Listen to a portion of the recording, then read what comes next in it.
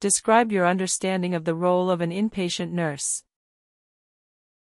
As an inpatient nurse, I understand that my role is multifaceted, involving not only the provision of direct patient care but also acting as an advocate, educator, and collaborator within the healthcare team.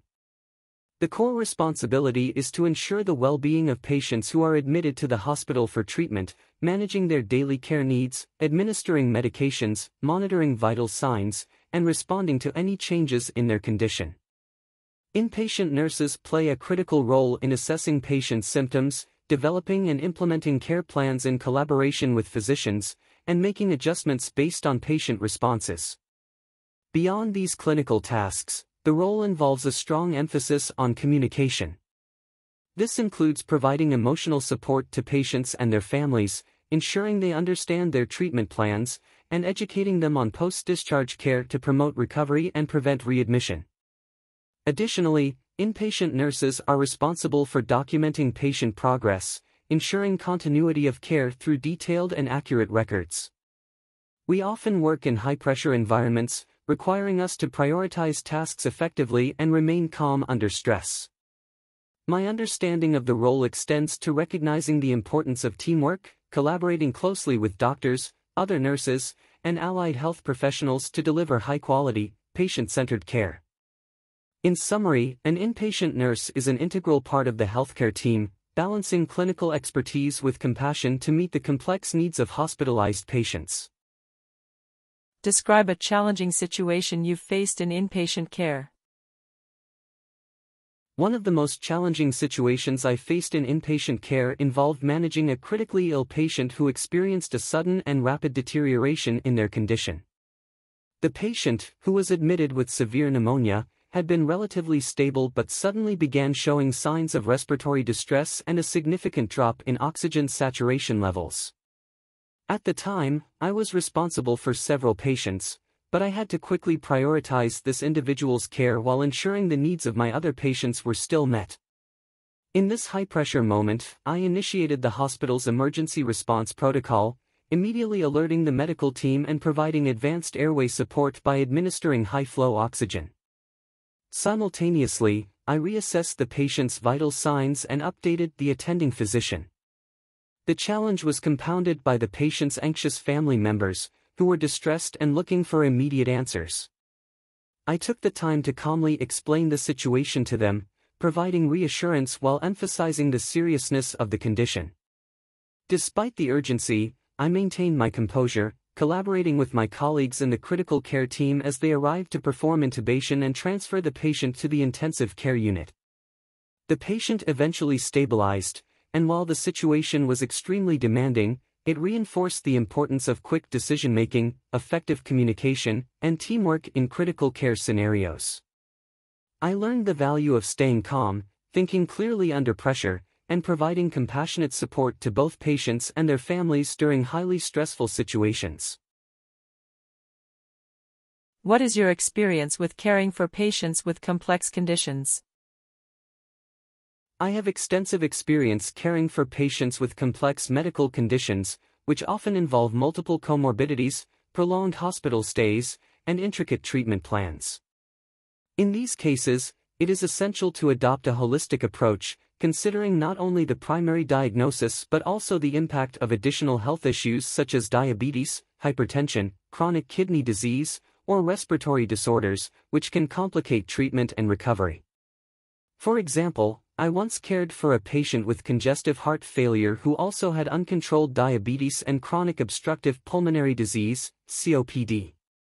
Managing this patient required close monitoring of fluid intake and output, administration of diuretics, and careful control of blood glucose levels to prevent complications such as hyperglycemia or hypoglycemia.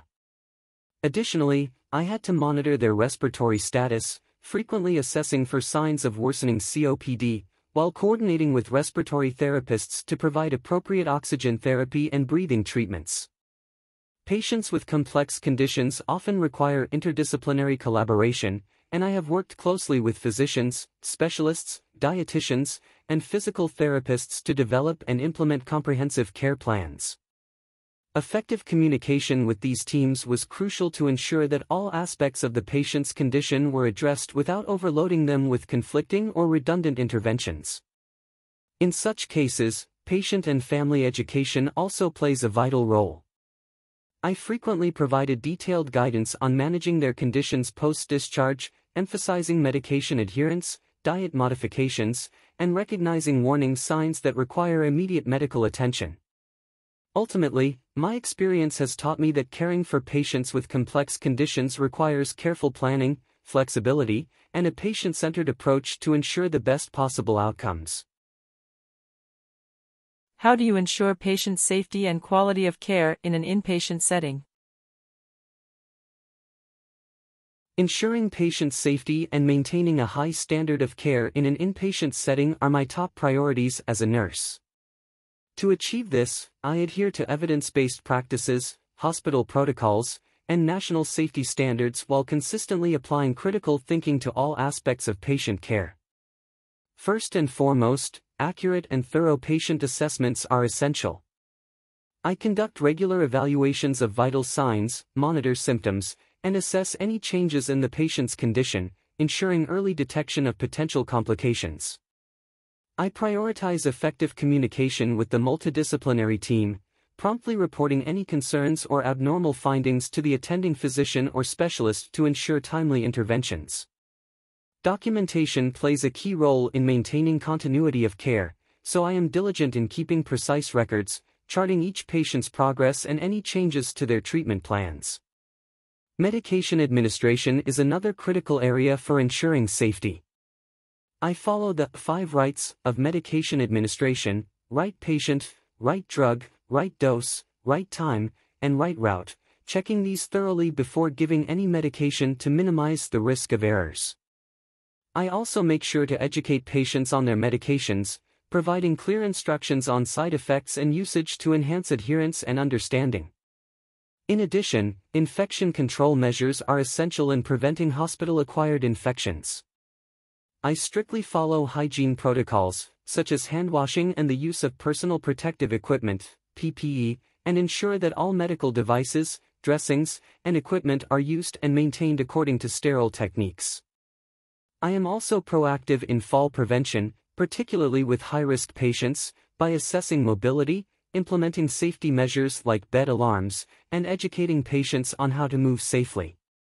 Lastly, I strive to foster a culture of openness and teamwork within the healthcare environment, encouraging colleagues to voice concerns and actively participating in patient safety initiatives, quality improvement projects, and continuing education programs. By combining vigilant observation, clear communication, and adherence to protocols, I consistently aim to provide safe and high-quality care to my patients. What is your experience with wound care and infection prevention? I have significant experience in wound care and infection prevention, 2 critical aspects of inpatient nursing that require specialized knowledge and attention to detail. Throughout my career, I have managed a wide variety of wounds, from surgical incisions and pressure ulcers to traumatic injuries and diabetic ulcers. My approach to wound care involves assessing the type, size, and severity of the wound, selecting the appropriate dressing, and implementing strategies to promote healing while preventing infection. For each patient, I perform a thorough wound assessment, checking for signs of infection such as redness, swelling, increased pain, or drainage. I also assess the patient's overall health, as factors like diabetes or poor circulation can complicate wound healing. Based on these assessments, I collaborate with physicians and wound care specialists to develop an individualized treatment plan that may include advanced wound care techniques such as negative pressure wound therapy or the use of specialized dressings. In terms of infection prevention, I am well versed in sterile techniques and best practices for maintaining a clean and safe environment. I strictly adhere to hand hygiene protocols and always use appropriate personal protective equipment, PPE, when handling wounds or other invasive procedures. I ensure that wounds are cleaned, debrided, and dressed according to hospital guidelines, using sterile materials and following infection control protocols to reduce the risk of contamination. Education is also an important part of my practice. I take time to teach patients and their families how to care for their wounds at home, emphasizing the importance of keeping the area clean, recognizing signs of infection, and following the prescribed care regimen to support healing. Additionally, I am proactive in implementing measures to prevent pressure ulcers in at-risk patients, such as regularly repositioning bedridden individuals, using pressure-relieving devices, and ensuring proper skin care. Infection prevention is a holistic practice that goes beyond wound care, so I also focus on preventing hospital-acquired infections by following all necessary protocols for catheter and four-line care, as well as maintaining an overall clean and sterile environment. My experience has taught me the importance of combining technical skills, patient education, and vigilant monitoring to ensure optimal outcomes in wound care and infection prevention. How do you handle disagreements with colleagues? Handling disagreements with colleagues in a healthcare setting requires professionalism, effective communication, and a focus on patient-centered outcomes. Throughout my nursing career, I have encountered situations where differences in opinion arose, whether related to patient care plans, prioritization of tasks, or team dynamics. In such situations, I approach disagreements with an open mind, understanding that diverse perspectives can lead to better problem solving. When I sense a disagreement, my first step is to actively listen to the colleague's viewpoint without interrupting or becoming defensive. I believe that mutual respect is essential in any professional conversation, and by truly understanding their perspective, I can identify the root of the disagreement. After listening, I calmly express my own views, always framing my arguments in the context of what is best for the patient or the team. For instance, in a past situation where I disagreed with a colleague on the timing of a patient's medication administration, I took the opportunity to have a calm and respectful conversation. I explained my concerns based on the patient's clinical condition and referred to the hospital's protocol and evidence-based practices. The key to resolving the disagreement was focusing on the patient's safety and well-being, rather than becoming caught up in the personal aspects of the disagreement. In some cases, if a resolution cannot be reached directly, I am open to involving a neutral third party, such as a charge nurse or supervisor, who can help mediate and provide guidance. I also recognize the importance of emotional intelligence, managing my emotions and remaining calm even in high-pressure situations, which often helps de-escalate conflicts before they become unproductive. Ultimately, I believe that collaboration is vital in nursing, and disagreements, when handled constructively, can actually strengthen the team. By focusing on respectful communication and maintaining the shared goal of delivering high-quality patient care, I have been able to navigate and resolve conflicts in a positive and professional manner. How do you ensure that patients receive culturally sensitive care? Ensuring that patients receive culturally sensitive care is a fundamental part of my nursing practice. I recognize that patients come from diverse cultural backgrounds, and their beliefs, values, and customs can significantly influence their healthcare experiences and decisions. As a nurse, it is my responsibility to respect and accommodate these differences while providing the best possible care. To begin with, I make an effort to learn about the cultural backgrounds of my patients by asking open-ended questions and actively listening to their concerns. This allows me to understand their unique needs, preferences, and any cultural or religious practices that may affect their treatment. For example, I might ask about dietary restrictions, preferences regarding modesty, or any spiritual practices that are important during their hospitalization. By showing interest and empathy, I build trust and ensure that patients feel respected and understood. I am mindful of communication barriers that may arise due to language differences or cultural misunderstandings. When necessary, I use professional interpreters to ensure that patients and their families fully understand medical information and are able to participate in decision-making. I also adjust my communication style to be clear and respectful, avoiding medical jargon or culturally inappropriate expressions that could lead to confusion or discomfort. In my practice, I am always aware that healthcare interventions may need to be tailored to align with a patient's cultural values. For instance, in end-of-life care, some cultures have specific rituals or family involvement that must be respected. In such situations, I collaborate with the healthcare team to modify the care plan, ensuring that it honors the patient's cultural beliefs while maintaining the highest standard of care. Furthermore, I stay informed through continuous education on cultural competence and diversity in healthcare. This helps me avoid stereotypes and ensures that I approach each patient as an individual, without making assumptions based on their background. Ultimately, my goal is to provide holistic care that respects the physical, emotional, and cultural needs of my patients. By maintaining open communication, showing empathy, and being flexible in accommodating cultural differences, I ensure that patients feel valued and empowered in their care. This not only improves patient outcomes but also fosters a trusting relationship between the patient and the healthcare team. How do you ensure compliance with relevant laws and regulations? Ensuring compliance with relevant laws and regulations is a critical aspect of my role as a nurse, as it directly impacts the safety, quality of care, and ethical standards within the healthcare environment. To achieve this, I stay informed about the latest legal requirements, hospital policies, and professional guidelines that govern nursing practice, such as patient confidentiality, informed consent, and medication administration protocols. First and foremost, I ensure that I am thoroughly familiar with the laws and regulations set forth by governing bodies like the Nursing Regulatory Board, hospital administration, and accrediting organizations. This includes understanding the scope of practice for nurses, which defines what procedures I am legally permitted to perform. I always work within these boundaries, consulting with colleagues or supervisors when necessary to avoid overstepping my role. One key area of compliance is patient confidentiality, as outlined by laws such as the Health Insurance Portability and Accountability Act, HIPAA. I strictly adhere to privacy protocols by ensuring that patient information is only shared with authorized personnel and in accordance with consent forms. For instance, I ensure that conversations about patients' conditions take place in private settings, and I securely manage electronic health records, safeguarding them from unauthorized access.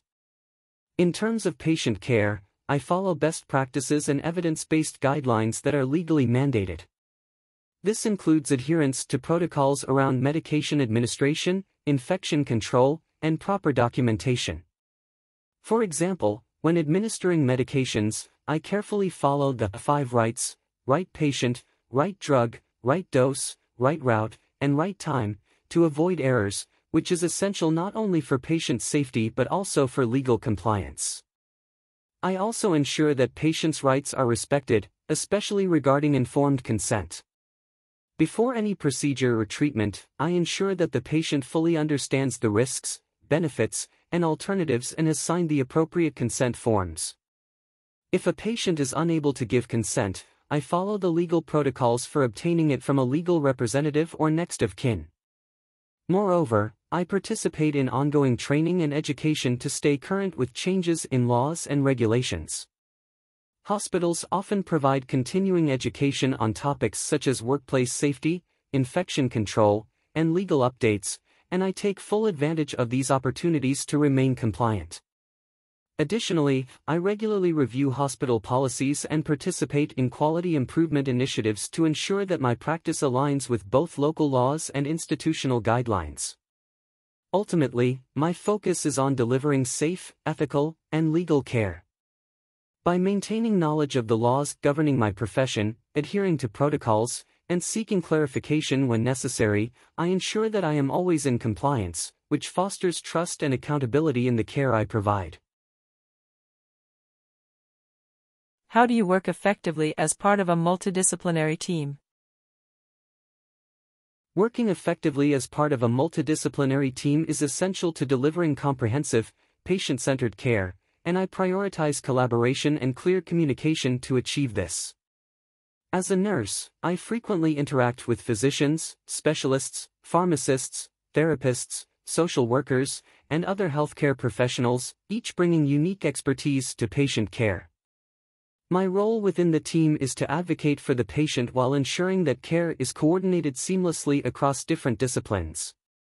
To work effectively in this environment, I maintain open and respectful communication with all team members.